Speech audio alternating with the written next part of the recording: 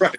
And so for the viewers, I was talking to John. We actually this is a podcast. We're on YouTube, we're on Apple, Spotify. You can find us anywhere, honestly. Spreaker, all those platforms. We post twice a week at this point.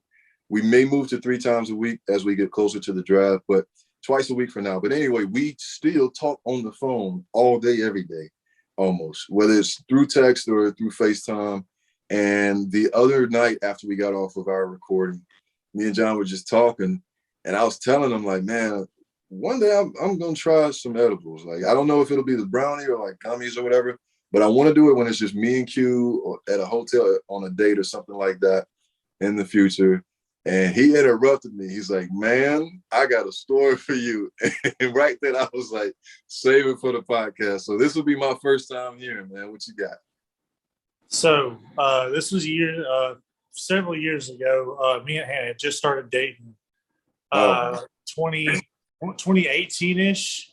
But I went with a few of my buddies. There was this comic book convention in Atlanta. And I really didn't care anything about it.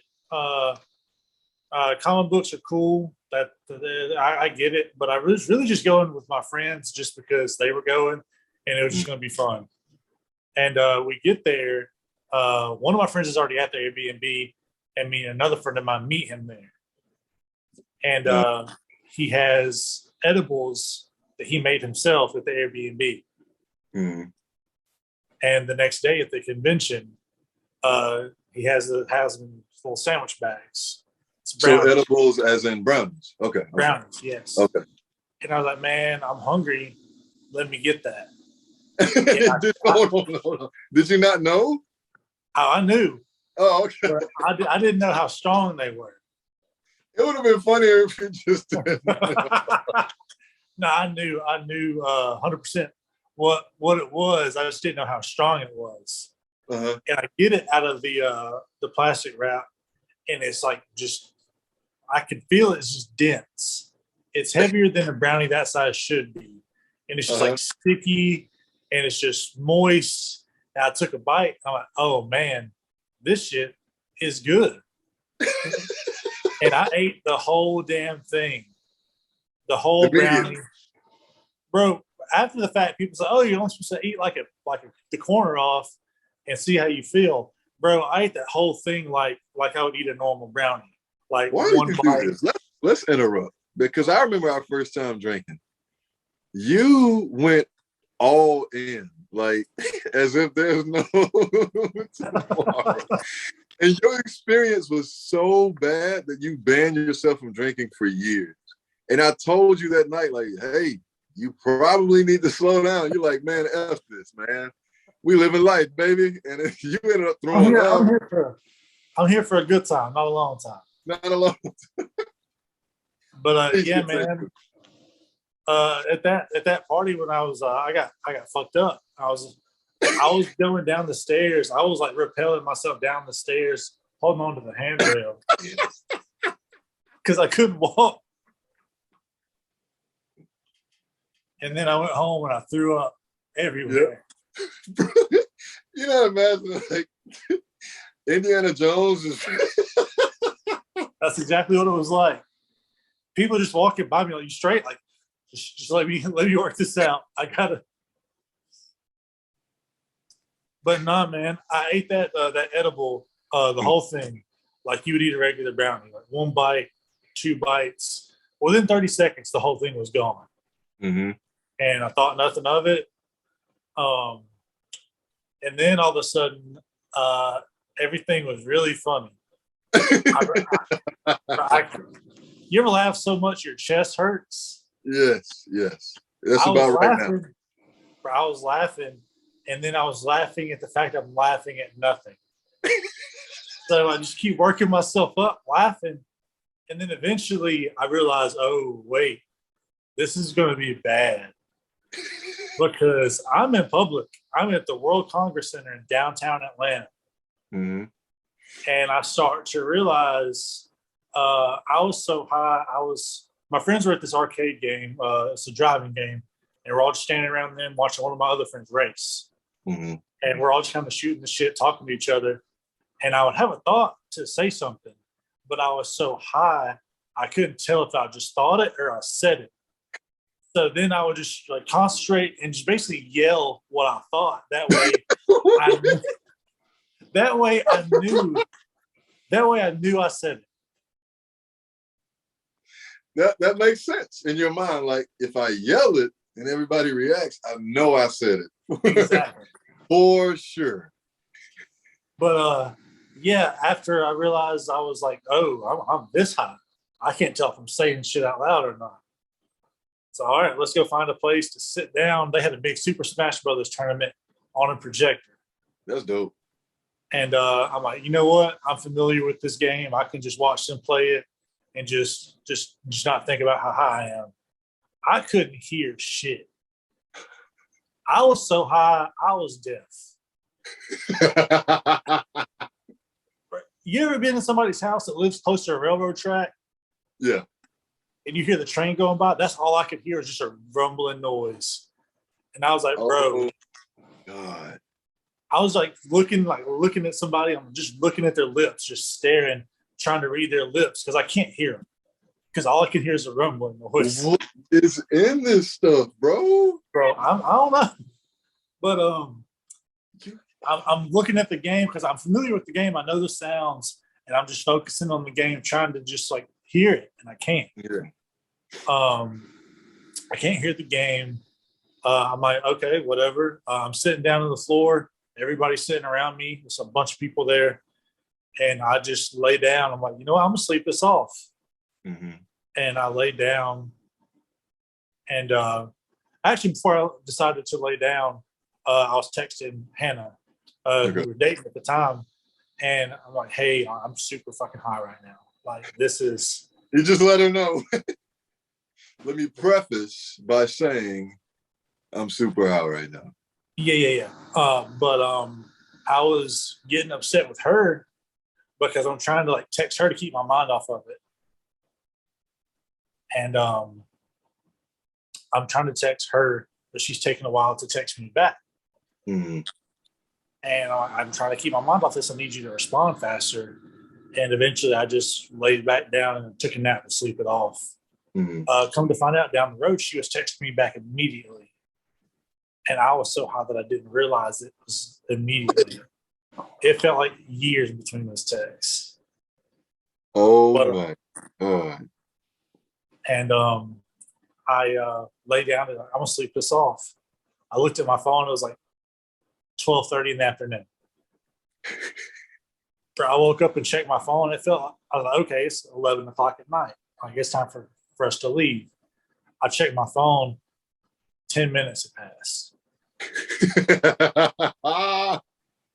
But honestly, if I would have had like the physical capability to get up and like actually talk to somebody, I would have found someone who worked there like, hey, call the ambulance and take me to the hospital because I'm smacked. And I like took a few, I dozed off a few times on the floor there. And eventually one of the employees like, hey, you can't sleep here. I was like, okay, well, where do I need to do that at? They made me go to like this panic room. Whoa. And basically, it was annoying because I go up there and there's all of these like weirdos, like furries and shit that are all offended that they got like, oh, they didn't refer to me by my correct pronoun, so now I'm going to cry about it. And they were like having that was like happening in 2018. Yes, but I'm laying there trying to sleep it off, and people are making a racket, crying, and about stuff that doesn't matter. Yeah. And I vividly remember waking up at one point, yo, please shut the hell up. I'm trying to sleep. Because your problems are insignificant. I'm fighting for my life over here. But eventually, because all my friends are there at the Comic-Con, I don't want them, because I can't go back to the Airbnb. I don't know where it's at. I can't walk. So I'm not leaving because I'll die if I leave. Mm-hmm. So I just stay in that panic room and sleep as long as I can. And eventually it's time to go home. My friends come and get me. And it's still daylight. I forgot what time of day it was, but they carried me back to the Airbnb. One friend has his arm around me and just kind of steering me where to go. At one point in the trip back to the Airbnb, my right leg goes over my left leg, and I just stumble into this businessman with a briefcase and just took him out, just wiped him out on the ground, and I can't make words to tell him I'm sorry. So my friend apologizes on my behalf, and we say, "Hey man, we need to get you some water. Stay right here. I'll get you some water."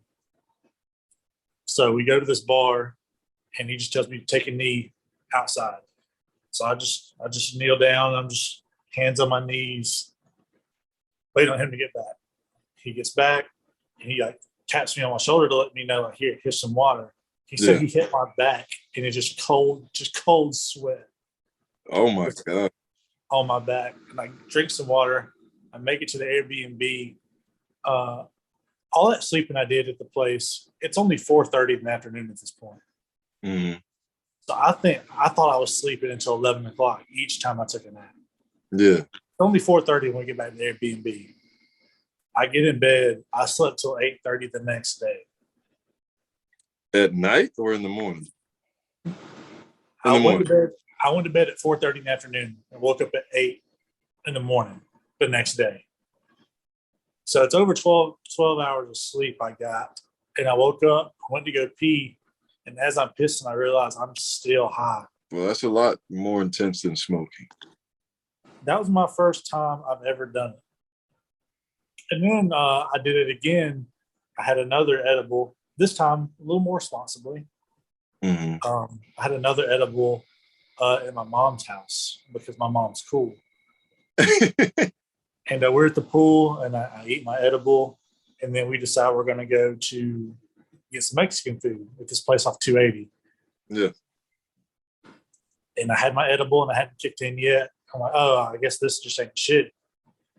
That's what they all say. They ain't kicked in yet, so it must not be shit. So I'll drive.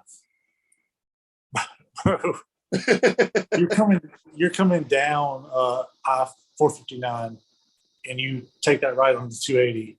As I get off the exit, I'm like, whoa. The worst place for it to hit on 280. Yeah. Where I was smacked driving down 280. Bro. Oh my God. And y'all still winning 8? Yeah, I played it cool. I just giggled and like made a joke about how high I was and kind of downplayed it. But you were out of there. Bro, I was had. I was going through it.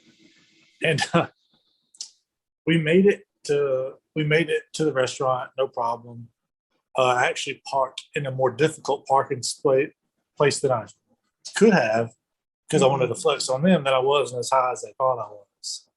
Gotcha. So I parked in a technical parking spot, and I nailed it. We got in the restaurant, and then at the restaurant, just the floodgates let loose. Yeah. I was at the restaurant, and they're having a conversation with each other. I'm not part of it. I'm just laughing. That's now, crazy. What are you laughing at? What part of the story is funny? I'm not laughing at the story. I'm laughing at the fact how high I am right now. Right. Nah, dude. Wow. Yeah. Okay. Yeah, me and Q may never do it. It's just a thought right now. Come to find out, like that of a memory, man. The first time I got super messed up, come to find out there were 8 grams of THC in that one batch of brownies. Excuse me? Yeah. Did what he was doing? I guess not. Maybe your first time eating an edible was his first time making it. That's a bad mix. I don't think he ate one. I know me and my other buddy ate one, and we were both smacked. Mm-hmm. My other buddy, he couldn't move. Like we would tell him we're going to go places, and he's like, "I'll be here. I can't get up." Bro, I promise you, that just made me think of the second time that I actually smoked. So I smoked with, shout out to my brother down in Florida, Shagan, man. We were at the place he was renting when he was living on campus. And this may not fit in the episode, but I'm going to tell it anyway, so we could probably use it in the future. But yeah, shout out my boy Shagan down in Florida, my brother. It was probably my second time at that point at his house he was renting. He was living off campus from Alabama State. And we smoked together. And again, I don't condone this. It's been 7 years. I've been completely drug free. I'm not that guy.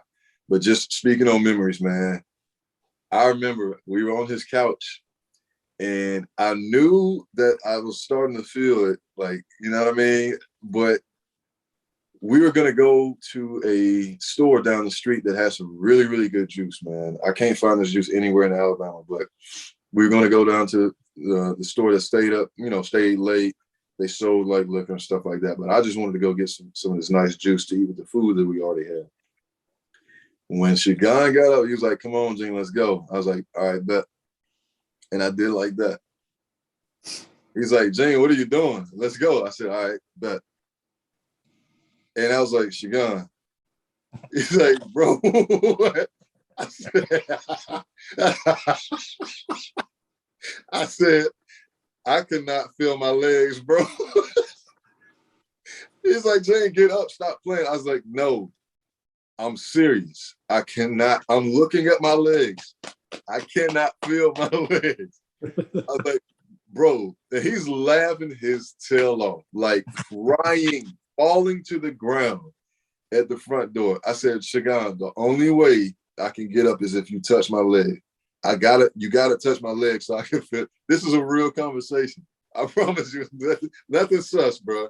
Like, I needed him to just move like my knee. And as soon as he did that, I like kind of rose up. But I don't know what it was, but I felt my legs, they didn't feel like they were attached to me. But when he came and bumped my knee, I could feel everything. I was like, I don't know what that was, bro, but I'm good. Let's go. So if that's from just, a low level of, smoking, I know you were like out of here, bro. I appreciate you for sharing the story, man. With that said, it's getting really, really late. We're getting close to midnight here. Appreciate you. Yeah. Yikes. That's all right, man. But we love recording for you guys and putting out content consistently. We're not going to be slipping on that. So y'all always tune in. We love the support on YouTube, Spotify, Facebook, all that stuff, Spreaker, Apple, iTunes, all that good stuff. Y'all like and subscribe. Peace.